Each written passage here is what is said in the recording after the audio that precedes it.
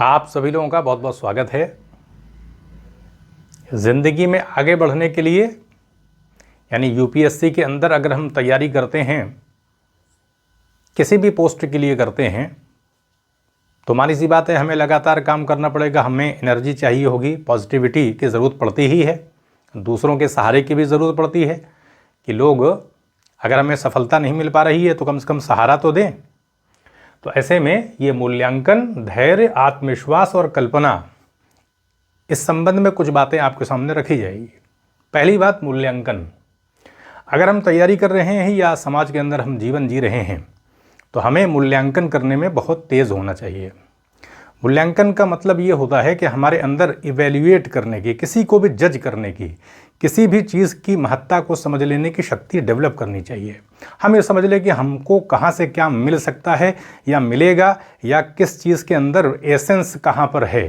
जैसे हम पढ़ ही रहे हैं तो हमें ये पता लग जाना चाहिए कि जो चीज़ हम पढ़ रहे हैं उसकी क्या वैल्यू है, यानी कहाँ पर उसका अनुप्रयोग होगा, मानवता के लिए वो कितनी इंपॉर्टेंट चीज़ है।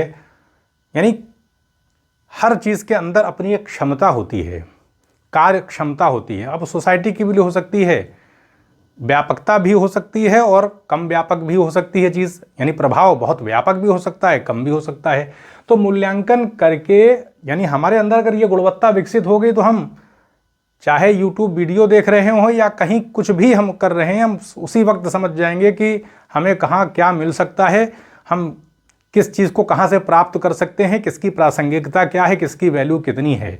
अब ये हमारी अपनी दृष्टि पर, नज़र पर होगा, हम कितना इसका विकास करते हैं। तो इसलिए मूल्यांकन करने की एबिलिटी अपने अंदर डेवलप कर लेनी चाहिए कि हम समझ जाएं कि कौन क्या है, या किसी भी चीज़ के हम टच में हैं तो हम ये देख लें कि कहाँ कितनी बातें मूल्यवान हैं, या एसेंस उसका क्या है, निचोड़ क्या है, इसका मतलब क्या होगा।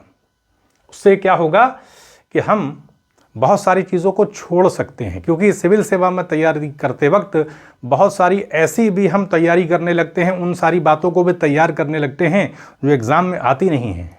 गैर ज़रूरी बातों को हम स्किप कर ही नहीं पाते क्योंकि हम मूल्यांकन में कमज़ोर होते हैं। तो हम ज्योग्राफी के अंदर बहुत व्यापकता है, पॉलिटी के अंदर भी बहुत व्यापकता है, और फिर ऐसी भी चीज़ें पढ़ने लगते हैं इस पर उतनी एनर्जी न लगाई जाए और न्यूक्लियस पर, मुख्य बातों पर अगर फोकस कर लिया जाए, हमारे अंदर मूल्यांकन की क्षमता है तो ज़्यादातर चीज़ें वहीं से पूछी जाती हैं और हम भटकने से बच जाएंगे। तो मूल्यांकन भटकाव से बचाने में हमें मदद करेगा। अब ये तो हमारे अपने ऊपर है कि हम कितना पेशेंस का इस्तेमाल कर सकते हैं, क्योंकि मूल्यांकन करने के लिए धैर्य भी चाहिए होगा, रुकना पड़ेगा। क्योंकि जब हम स्टे करेंगे, रुकेंगे, तभी तो मूल्यांकन किसी का भी कर सकते हैं कौन क्या है। तो ध्यान देना चाहिए कि पेशेंस की ज़रूरत पड़ती है, यानी अपने करेक्टर के अंदर हमारा जो शैकी माइंड है, इधर उधर भागता है, उस पर लगाम लगा कर थोड़ा सा शाब्दिक रूप से किसी भी चीज़ को गहराई से देखें। अगर किसी ने घड़ी पहनी हुई है तो उसका कलर भी हम देख लें कि किस रंग की है, और बटन का भी देख लें, बटन कैसा है। कुछ लोग बहुत ही ऑब्जेक्टिविटी के साथ गहराई से हर चीज़ को देखते हैं। वो नज़र डेवलप कैसे होगी, जब मूल्यांकन की क्षमता आ जाएगी और धैर्य रखना पड़ेगा, थोड़ा सा स्टे करना पड़ेगा। यानी माइंड किसी भी चीज़ से ऐसे हटे नहीं, तर्क के साथ किसी अपने मन को हटाने का प्रयास करें कि हम अगर इस चीज़ को छोड़ रहे हैं तो क्यों छोड़ रहे हैं। तो धैर्य के साथ अगर तर्क होगा तो हम धैर्य रख पाएंगे फिर, कि अगर हम किसी चीज़ को स्किप भी कर रहे हैं तो क्यों कर रहे हैं, अगर इसका कारण हम जल्दी ही अपने को दे लेते हैं तो स्किप कर सकते हैं। आत्मविश्वास का मतलब ये होता है कि जैसे हमें अपने ऊपर भरोसा होना चाहिए, हम डरे नहीं। आत्मविश्वास का मतलब है प्रयोगात्मक होना, एक्सपेरिमेंटल भी होना चाहिए कि हम इस तरह से लिखेंगे मेंस के एग्ज़ाम में, या हमें अपनी कार्यशैली पर, कार्य करने के ढंग पर विश्वास होना चाहिए, उसमें शंका नहीं करें। क्योंकि क्रिएटिविटी ऐसे ही होती है। पहली बार जिन लोगों ने बहुत सारी चीज़ों का आविष्कार किया तो कैसे किया, उनको अपने तर्कों पर, काम करने के ढंग पर पूरा भरोसा था, और आगे जाकर के विद्वानों के द्वारा उन चीज़ों को पुष्ट भी किया गया कि हाँ वो सिद्धांत तो सही है। इसलिए आत्मविश्वास का मतलब क्या है, खुद पर भरोसा करना, अपने काम करने के ढंग पर। हम लॉजिकली वर्क कर रहे हैं तो हमारा काम सही होगा। दूसरी बात है कल्पना से बचना। कल्पना से बचना भी चाहिए, यानी हम बेवजह कल्पना ना करें, क्योंकि कल्पना एक ऐसी शक्ति है जो हमें डराने का भी काम करेगी, आगे बढ़ाने का भी काम करेगी। अब हम देख लें कि हम कल्पना किस आधार पर कर रहे हैं। थोड़ा सा ऑब्जेक्टिविटी, यानी जो भी कल्पना करें उसके पीछे बैक में कोई तर्क रख लेना चाहिए, यानी कुछ ना कुछ तथ्य हो। आधारहीन कल्पना भटकाने का काम करेगी। बहुत सारे लोग कल्पना करते रहते हैं या कल्पना में ही खुद को आईएएस समझ लेते हैं या जान लेते हैं कि हम आगे ऐसे बनेंगे, और जब सिचुएशन कड़ी आ जाती है उतनी हमारी तैयारी गहराई में होती नहीं है। कहीं ना कहीं से कुछ ना कुछ तो कमी हो गई होगी। ऐसा नहीं होगा कि हम 25 या 30 सवाल से बाहर होंगे, 2-4 से ही सब ज़्यादातर लोग आगे पीछे होते हैं। वो 2-4 चीज़ों को कवर करना आसान नहीं होता है।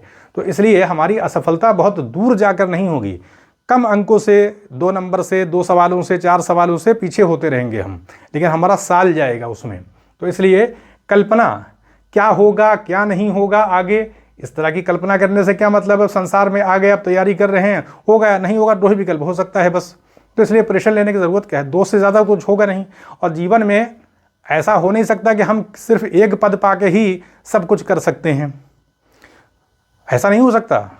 हम तो किसी भी क्षेत्र में जाके काम कर सकते हैं। प्रतिष्ठा सम्मान सिर्फ सिविल सेवा में जाने से तो है नहीं, तो ऐसा नहीं है। इसलिए अपने को, यानी ऐसा ना हो जाए कि हम खुद को उसी में एक चिपका करके रख लें कि नहीं, अगर हम आईएएस नहीं बने या सिविल सेवा में नहीं गए तो बस हम फिर आगे कोई और काम कैसे करेंगे। कहने का अर्थ है कि हम मान तो लेते हैं जीवन की सच्चाई को, लेकिन पहले से ही हम क्यों बंधन में जाएं। हम अगर सिविल सेवा की तैयारी कर रहे हैं तो अपने ऊपर बंधन डालने की ज़रूरत क्या है। खुले माइंड से तैयारी करेंगे तो ज़्यादा अच्छा प्रदर्शन होता है, निडर होते हुए। यानी तृष्णा, लगाव, इन सब को हटा दे, एलिमिनेट कर देना चाहिए। बस तैयारी करे, समाज के लिए सोचे, समाज के लिए करना है, और जब पद पर आ जाए तो ईमानदारी को फॉलो करे। इसलिए कि हमने इतनी मेहनत से तैयारी किया, संविधान का हमें पालन भी करना है, तो ईमानदारी को भी तो फॉलो करना है। अगर हम ईमानदार नहीं हुए और कठपुतली बन करके रह गए, गलत कामों में सहभागी बन गए, तो ये उचित नहीं है। हम अपनी गरिमा भी गिरा रहे हैं कि हम परिस्थितियों से डर गए, समझौता कर लिया हमने, और ऐसे कर्म कर रहे हैं जो संविधान के हिसाब से नहीं। हम झुक रहे हैं, बहुत सारे मामलों में दबाव के अंतर्गत काम कर रहे हैं। तो शेर की तरीके से जीवन जीना चाहिए। डर करके जीवन जीने का कोई मतलब नहीं। अब संसार में पैदा हो गए हैं तो डरते हुए, समझौता करते हुए जीवन जीना उचित नहीं होता है। उस देश का भला नहीं होता जहाँ पर जो नौकरशाही होती है वो दबाव के अंतर्गत असंगत कर्म भी करने लगती है, और बहुत सारे लोग करते हैं और पकड़े भी जाते हैं। इसलिए तो दंड विधान हर प्रकार का संविधान में दिया हुआ सबके लिए। तो इसलिए जब बन जाए तो फिर एक शेर की तरीके से मतलब काम करना चाहिए और ईमानदारी को फॉलो करे। सच्चाई को कौन इस्टेब्लिश करेगा, सच्चाई को इस्टेब्लिश कौन करेगा, लोग ही करते हैं। इसलिए अपने मूल्यों का सृजन खुद करना चाहिए, न दब के तैयारी करे, और जब हो जाए सिलेक्शन तो दब के काम भी नहीं करे। लेकिन गरिमा सबकी रखनी चाहिए, लेकिन काम ईमानदारी और अपनी शर्तों के आधार पर, तभी हम न्याय उपलब्ध करा सकते हैं। क्योंकि न्याय बहुत सारी चीज़ों की डिमांड करता है, ऐसे न्याय नहीं उपलब्ध कराया जाता।